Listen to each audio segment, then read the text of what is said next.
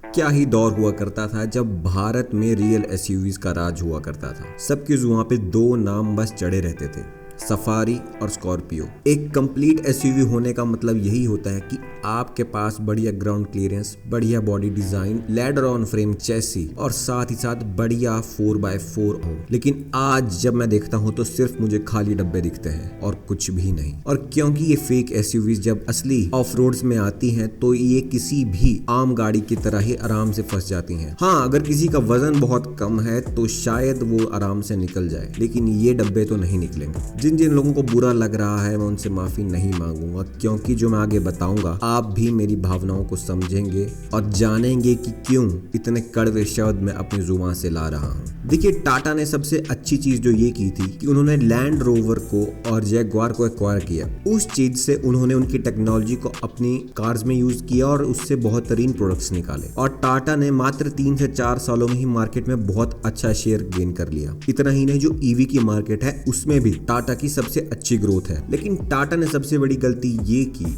कि उन्होंने अपनी सफारी का ही नाम डुबा दिया। जिस गाड़ी को हैरियर प्लस या हैरियर 7 सीटर के नाम से लॉन्च करना था, उन्होंने उसे सफारी का नाम दे दिया। इससे बड़ा अपमान एक सफारी के एंथुसियास्ट के लिए नहीं हो सकता। कितनी ही ज्यादा वीडियोस हैं इंटरनेट पे जहां सफारी फंसते हुए आप देख सकते हैं, क्योंकि सफारी की असली पहचान थी बहुत ही पावरफुल इंजन और एक बढ़िया 4x4। लेकिन ऐसा टाटा ने बिल्कुल भी नहीं किया। और जब उनकी टीम से बात की गई और पूछा गया कि आपने ऐसा मूव क्यों लिया, उन्होंने कहा कि 4x4 गाड़ियों का मार्केट शेयर सिर्फ 2% तक ही सीमित है और इसलिए हमें इसमें कोई बढ़िया प्रॉफिट नहीं होगा। लोगों की डिमांड है एक हाई ग्राउंड क्लियरेंस वाला एसयूवी डिजाइन वाला व्हीकल। मुझे ये पढ़ के बहुत ही ज्यादा बुरा लगा, क्योंकि अगर आप टाटा की सबसे बड़े कंपटीशन को देखें तो उनके लाइनअप में बहुत स्ट्रॉन्ग 4x4 व्हीकल अभी भी हैं, चाहे वो बोलेरो कैंपर हो या फिर महिंद्रा की थार हो जो कि fully fledged of road vehicle है। और अब क्योंकि स्कॉर्पियो एन भी आने वाली है तो वो भी 4x4 को साथ में ही लाएगी, जिससे वो कंप्लीट एसयूवी बनती है। तो अब सीधी साफ बात है कि मार्केट में 4x4 गाड़ियां सिर्फ महिंद्रा की ही अच्छी बिक रही हैं। और जिन लोगों को ऐसा लग रहा था कि 4x4 गाड़ियों में लोग इंटरेस्ट नहीं दिखाएंगे, इसका उल्टा थार का जितना आप वेटिंग पीरियड देखोगे और कितने मंथली यूनिट्स बिक रहे हैं उसे नोट करोगे तो आपको पता चलेगा कि 4x4 लाइफस्टाइल व्हीकल्स की कितनी अच्छी डिमांड है इंडियन मार्केट में। अब बाकी जितनी भी 4x4 गाड़ियां आती हैं वो बहुत ही ज्यादा महंगी होती हैं और जो हैं भी वो इतनी कुछ खास नहीं है। फोर्स की गुरखा की ग्राउंड क्लियरेंस का इशू सबके सामने आ गया है। उस गाड़ी की ग्राउंड क्लियरेंस सिर्फ और सिर्फ 150 mm है और ये इंटरनेट पे बात सबको पता लगना शुरू हो गई है, जिससे काफी नकारात्मक चीजें हो रही हैं फोर्स मोटर के लिए। और ये अच्छी चीज तो नहीं है, लेकिन जो फोर्स मोटर्स ने किया है वो भी माफ करने वाली चीज नहीं होगी। एक 4x4 गाड़ी को आप बेच रहे हैं, उसमें आप डिफरेंशियल लॉकर्स दे रहे हैं और उसकी ग्राउंड क्लियरेंस आपने बहुत कम दी, इतनी कम कि एक अल्टो की ग्राउंड क्लियरेंस उससे ज्यादा है। तो ये तो चीज अच्छी नहीं है। तो अब बात फिर से वापस हम टाटा पे लाते हैं। देखिए, आपको समझना होगा कि सफारी की जो है वो भी तब जब इंडिया की इकोनॉमी आज की तुलना में थोड़ी कम हुआ करती थी। तो मार्केट में चेंज तो बहुत आया है। तो इतने साल में जब गाड़ी इतना अच्छा कर रही थी तो उसका 4x4 खत्म करना तो बिल्कुल गलत मूव था टाटा की ओर से। हाँ, मैं टाटा का कंसर्न भी समझता हूँ, क्योंकि जब उन्होंने एक्सपेरिमेंट किए, जैसे टाटा जीनोन को लॉन्च किया इतने अच्छे पावर ट्रेन 4x4 के साथ, तब पिकअप ट्रक्स का कल्चर इंडिया में नहीं इवॉल्व हो पाया और वो गाड़ी अच्छा नहीं परफॉर्म कर पाई। उससे हुआ क्या कि टाटा को काफी ज्यादा लॉस सहना पड़ा और उसका उल्टा कुछ ही सालों में पिकअप ट्रक्स का कल्चर बहुत ज्यादा बूम होने लग पड़ा इंडिया में।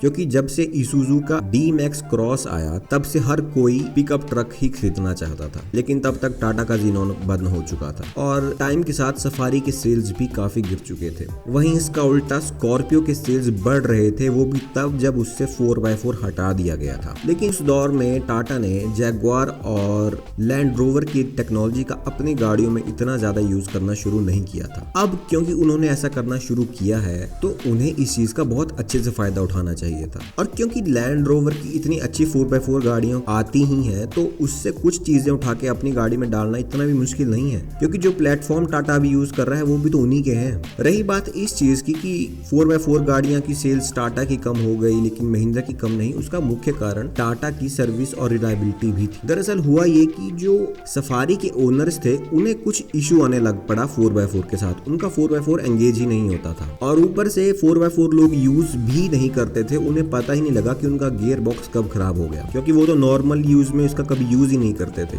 इसलिए 4x4 मैनुअल का होना बहुत ज्यादा जरूरी हो जाता है, उससे रिलायबिलिटी बहुत ज्यादा बढ़ जाती है गाड़ी की। लेकिन खैर अब मॉडर्न टेक्नोलॉजीज के साथ शायद उस चीज में भी सुधार हो रहा हो और हमारे देसी धुरंधर भी इस चीज को अच्छे से इम्प्लीमेंट कर पाए, यही हमारी आशा रहेगी। बाकी बात रही टाटा के 4x4 की, तो उनके आर्सेनल में तो अभी सिर्फ एक ही है और वो है टाटा योद्धा, लेकिन वो कमर्शियल व्हीकल है। हालांकि वो बहुत ज़्यादा केपेबल व्हीकल है, स्नो राइड्स में वो काफ़ी अच्छा परफॉर्मेंस देता है और मडी सिचुएशंस में भी उसका कोई जवाब नहीं। उसका सबसे बड़ा कॉम्पिटिशन है वो है बोलेरो, और बोलेरो में 85 to 90 bhp के बीच पावर आती है और 200 मीटर का टॉर्क आता है। वहीं योद्धा में 100 bhp और 250 न्यूटन मीटर का टॉर्क आता है।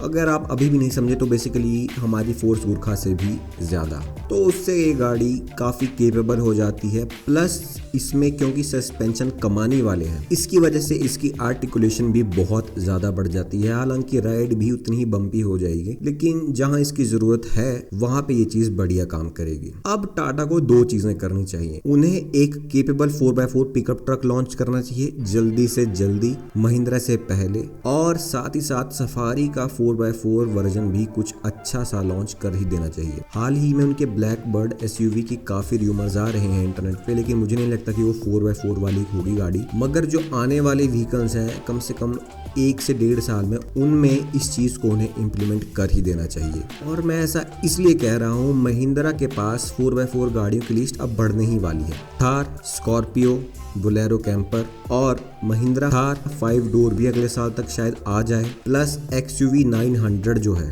शायद उसमें भी कुछ ऐसी चीज़ें देखने को मिल सकती हैं हमें जो कि 4x4 केपेबल हो, या फिर जो नई बोलेरो आएगी उसमें भी अच्छे 4x4 ऑप्शन दिए जा सकते हैं। प्लस महिंद्रा अपनी पुरानी बोलेरो को डिसकंटिन्यू ना करे जैसे कि वो स्कॉर्पियो के साथ कर रहा है, जिससे उनके आर्सेनल में काफ़ी ज़्यादा बढ़िया 4x4 केपेबल गाड़ियाँ आ जाती हैं। मुझे अभी भी समझ नहीं आया कि टाटा ने ऐसा डिसीजन क्यों लिया। कम से कम एक गाड़ी का मार्केट में होना तो ज़रूरी ही है, क्योंकि आप एक लीडिंग ब्रांड है इंडिया के। और अगर टाटा ऐसे ही लेट करता रहा तो शायद तब तक सुजुकी वाले भी अपनी जिमनी को इंडिया में ले आए। और अगर जिमनी इंडिया में टर्बो वाले इंजन के साथ आ जाती है तो आप पूछिए मत कि क्या होने वाला है। इतना ज्यादा पावरफुल इंजन एक छोटी गाड़ी में तबाही ही मचाएगा। खैर वो तो बहुत दूर की बातें हैं, लेकिन फिर भी टाटा को ऐसा नहीं करना चाहिए था। आपको इस चीज के बारे में क्या लगता है, आप कमेंट्स में शेयर करिए और हमसे जुड़िए ताकि हम मिल सके अगली वीडियो में। तब तक के लिए धन्यवाद, टेक केयर।